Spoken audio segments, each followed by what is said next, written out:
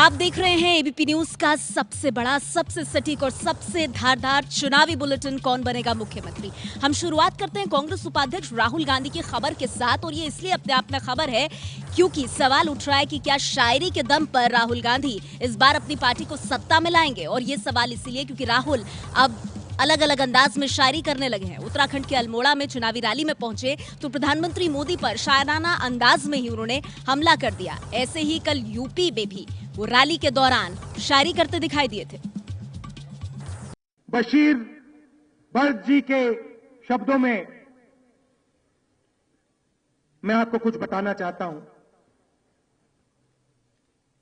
लोग टूट जाते हैं एक घर बनाने में, लोग टूट जाते हैं एक घर बनाने में, तुम तरस नहीं खाते गृहस्थियां जलाने में। अमिताभ बच्चन जी की फिल्मों का एक गाना था, आपको तो लगता है बस यही सपना, राम राम जपना, गरीब का माल अपना। ताज का महल गिरने लगा, गालिब जी का मजाक उड़ाया गया था। उनके शब्दों से मैं जवाब देना चाहता हूं। हर एक बात पे कहते हो कि तू क्या है, हर एक बात पे कहते हो कि तू क्या है। तुम ही कहो कि ये अंदाजे गुफ्तगू क्या है।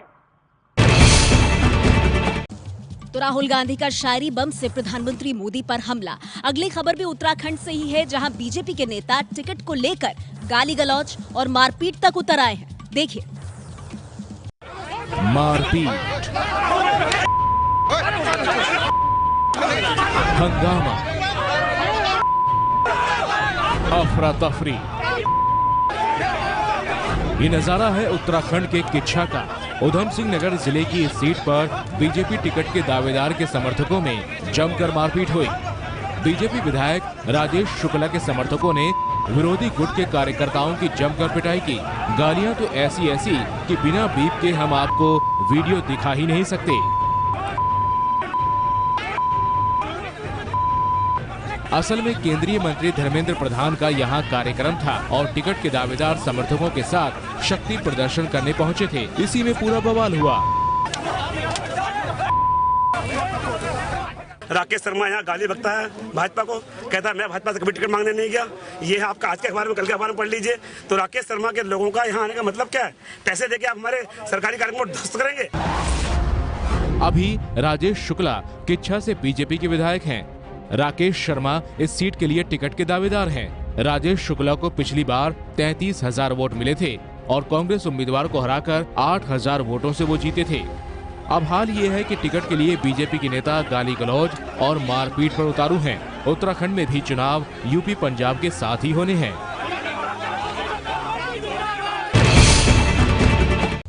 तो उत्तराखंड में अगर आप वोट देने वाले हैं तो जनता के प्रतिनिधियों का ये चेहरा आपके लिए बेहद जरूरी है। आइए उत्तराखंड का राजनीतिक इतिहास भी हम आपको बताते हैं, क्योंकि जिन 5 राज्यों में चुनाव होने वाले हैं उसमें तीसरा अहम राज्य है उत्तराखंड, जहां विधानसभा की 70 सीटें हैं उत्तराखंड में और जल्दी यहाँ चुनाव होंगे। अभी कांग्रेस की सरकार है यहाँ और सीएम हरीश रावत है। तो कांग्रेस पार्टी की सरकार है। 2012 में कांग्रेस को 32 और बीजेपी को 31 सीट मिली थी और बड़ी कांटे की टक्कर थी कांग्रेस और बीजेपी के बीच। बीएसपी को 3, निर्दलीय को 3 और यूकेडी को 1 सीट मिली थी। फिलहाल कांग्रेस की सरकार, हरीश रावत यहाँ सीएम। 2014 में बीजेपी को लोकसभा की सभी 5 सीटें यहाँ से मिली, जब मोदी लहर ने स्वीप कर दिया बीजेपी के लिए। 16 साल में 6 साल आपको बता दें बीजेपी का उत्तराखंड में राज रहा है और बाकी के वर्ष कांग्रेस का शासन। 6 साल के बीजेपी के शासन में 4 मुख्यमंत्री इस प्रदेश ने देखे हैं।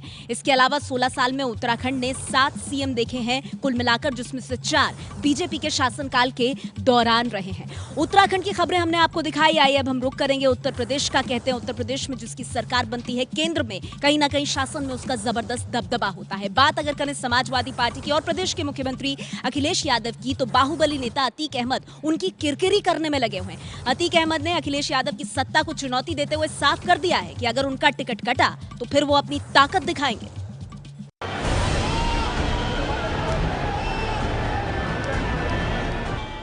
कानपुर की सड़क पर ये काफिला है बाहुबली अतीक अहमद का। एक बार फिर कानपुर की सड़क पर अतीक और उनके समर्थकों ने कानून की धज्जियां उड़ाई।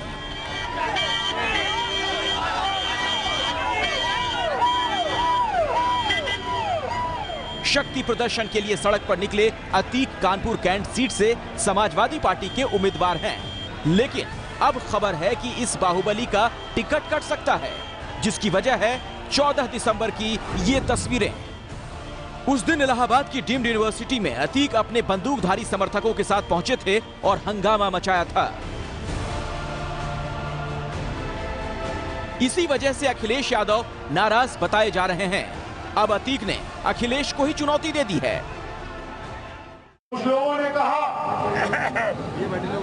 कि टेलीविजन में बहुत चल रहा है, आपका टिकट कट जाएगा, लेकिन अगर मीडिया के दबाव में टिकट कटता है तो कट जाए, हम अपना टिकट बना देंगे। बता दें, कानपुर से अखिलेश समर्थक परवेज का टिकट काटकर अतीक अहमद को एसपी का उम्मीदवार बनाया गया है, लेकिन अतीक की करतूत ने अखिलेश की छवि को दागदार बना दिया है। तो प्रदेश के मुख्यमंत्री अखिलेश यादव को एक तरह से धमकाते हुए अतीक अहमद। आइए जरा अतीक अहमद के राजनीतिक इतिहास पर हम नजर डालें और आपको बताएं कि आखिर किस दम पर यह बाहुबली है और क्यों इस तरह से धमका रहे हैं प्रदेश के मुख्यमंत्री को। अतीक अहमद फूलपुर से सांसद रहे हैं, आपको बता दें। इसके अलावा 2014 में समाजवादी पार्टी के टिकट पर लड़े थे और लड़कर चुनाव हार गए थे।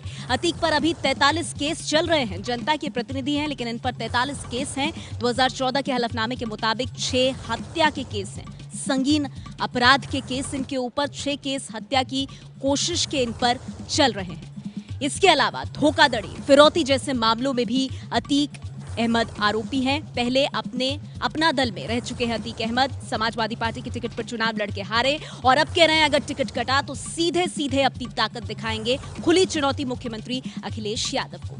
अखिलेश यादव चुनाव के मद्देनजर ताबड़तोड़ अपनी महत्वाकांक्षी योजनाओं का उद्घाटन कर रहे हैं, लेकिन उनकी एक योजना की पोल खुल गई है। लखनऊ आगरा एक्सप्रेसवे का उद्घाटन आपको याद होगा, तब इस एक्सप्रेसवे पर प्लेन को उतार दिया गया था, लेकिन असलियत इस एक्सप्रेसवे की ये है कि अभी तक गाड़ियों के चलने लायक ये एक्सप्रेसवे नहीं बना है। देखिए रिपोर्ट।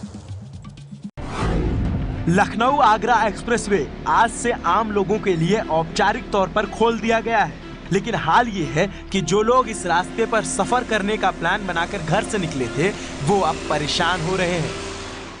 हम लखनऊ जा रहे हैं दिल्ली से। अब देखिए हम तो यहाँ पहुँच गए, लेकिन यहाँ पता लग रहा है खुला ही नहीं है जी। पेपर में दिया हुआ था आज से खुल रहा है, बिल्कुल परेशानी होगी। अब देखिए यहाँ से हमको वापस आना पड़ेगा, टाइम बर्बाद हुआ तो अलग से। लखनऊ आगरा एक्सप्रेसवे 302 किलोमीटर लंबा है। 6 लेन का यह एक्सप्रेसवे 23 महीने में बनकर तैयार हुआ। इससे दिल्ली से लखनऊ की दूरी महज 6 घंटे में तय की जा सकती है। 21 नवंबर को पूरे तामझाम के साथ सीएम अखिलेश ने इस एक्सप्रेसवे का उद्घाटन किया था। फाइटर प्लेन उतारकर इसकी मजबूती का सबूत भी पेश किया था। लेकिन रोड अब तक पूरी बनकर तैयार नहीं हो पाई है। क्या कहा जा सकता है, समय बर्बाद हो रहा है। आदमी इसलिए आया है, उतना वापस फिर जाएगा, घंटे 2 घंटे फिर आदमी के बर्बाद होंगे, तो कैसे आदमी कैसे सर्वाइव करे।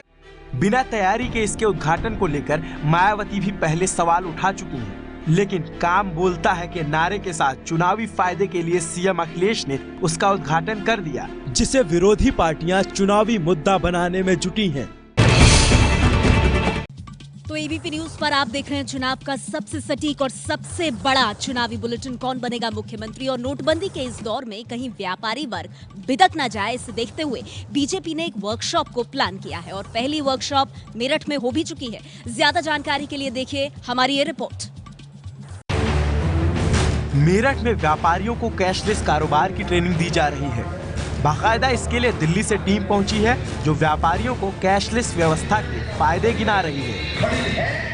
CSC कॉमन सर्विस सेंटर की टीम आज 12 और 15 सदस्य टीम आज आई है और हमारे व्यापारियों को, आम जनमानस को बता रही है कि किस प्रकार से ये मेरा जो मोबाइल है, आज ये मोबाइल न रह के ये आज एक बटुआ बन गया है और बटुआ जेब में नहीं रहेगा, मोबाइल रहेगा।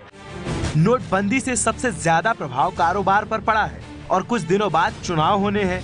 ऐसे में बीजेपी को इस बात का डर सता रहा है कि कहीं कारोबारी बिदक न जाएं। यूपी में वैश्य वोट बैंक करीब 3% हैं। आर्थिक रूप से मजबूत होने की वजह से पार्टियों का झुकाव होता है। वैश्य वोट बीजेपी का परंपरागत वोट बैंक रहा है। वैश्य वोट का शहरी इलाकों में सबसे ज्यादा प्रभाव है। यही वजह है कि बीजेपी अपने इस वोट बैंक पर डोरे डाल रही है। मेरठ के बीजेपी सांसद राजेंद्र अग्रवाल ने तो कैशलेस सिस्टम पर अमल करना भी शुरू कर दिया है। देखिए, सबसे पहले तो खुद से शुरुआत करनी पड़ती है। मैंने इस बात को यहाँ भी कहा, मैं इस आपके माध्यम से, चैनल के माध्यम से दोहरा रहा हूँ।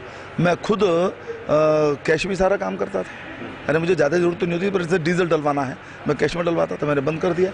मैं बड़े आराम से कार्ड से डलवा रहा हूँ। चुनाव से पहले इस तरह के वर्कशॉप का आयोजन बाकी शहरों में करने का प्लान पार्टी बना रही है, ताकि व्यापारियों का भरोसा बना रहे और चुनाव में काम आए। क्या कोई प्रधानमंत्री अपना लंच टिफिन में लेकर चलता है? आप कहेंगे ये कैसा सवाल हुआ? यकीन नहीं होता तो देखिए हमारी ये रिपोर्ट। पीएम मोदी की ये तस्वीर इन दिनों सोशल मीडिया में खूब चर्चा में है। तस्वीर वाराणसी की है, जहां पीएम मोदी यूपी बीजेपी अध्यक्ष केशव प्रसाद मौर्य और स्थानीय नेताओं के साथ ग्राउंड पर ही लंच करते दिखे। सबसे चौंकाने वाली बात यह है कि पीएम मोदी अपना खाना खुद साथ ले गए थे। पीएम मोदी की ये तस्वीर बीजेपी ने ट्विटर पर शेयर की, जिसे 1000 से ज्यादा बार रीट्वीट किया गया और 2500 से ज्यादा लोगों ने लाइक किया। दरअसल पीएम के कार्यक्रम के लिए बीजेपी ने अपने कार्यकर्ताओं से अपना दोपहर का खाना साथ लाने के लिए कहा था। कार्यकर्ता अपना खाना साथ ले गए, साथ ही पीएम भी अपना टिफिन साथ लेकर आए। पीएम मोदी ने कहा वो भी एक कार्यकर्ता हैं। चुनाव की तैयारी के लिए पीएम मोदी ने कल बूथ स्तर के कार्यकर्ताओं को जीत का मंत्र दिया। उसी मंत्र में खुद खाना लाने वाला मंत्र शामिल है, जो कि कार्यकर्ताओं को आगे आने वाले चुनाव में काम आने वाला है। तो अगले साल 5 राज्यों में विधानसभा चुनाव, किसी विभिन्न चुनाव की तारीखों का होगा ऐलान। आपके इलाके में अगर वोट डले तो आप अपना वोट देने जरूर जाइए। और तब तक सबसे पुख्ता चुनावी खबरों के लिए कौन बनेगा मुख्यमंत्री जरूर देखिए एबीपी न्यूज पर।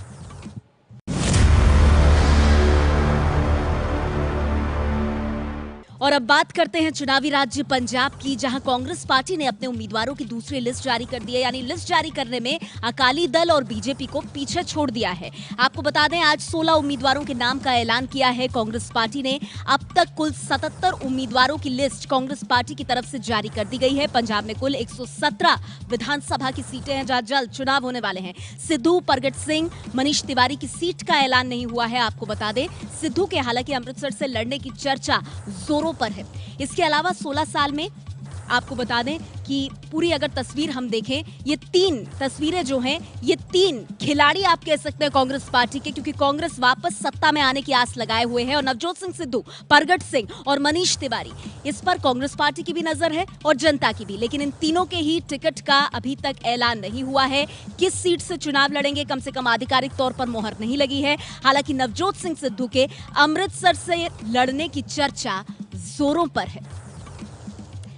तो आपने देखा चुनावी बुलेटिन, सबसे सटीक, सबसे विश्वसनीय और आगे भी हर शाम 6:30 बजे कौन बनेगा मुख्यमंत्री में चुनावी राज्यों से जुड़ी हर छोटी बड़ी खबर बिल्कुल अलग अंदाज में हम आप तक पहुंचाते रहेंगे।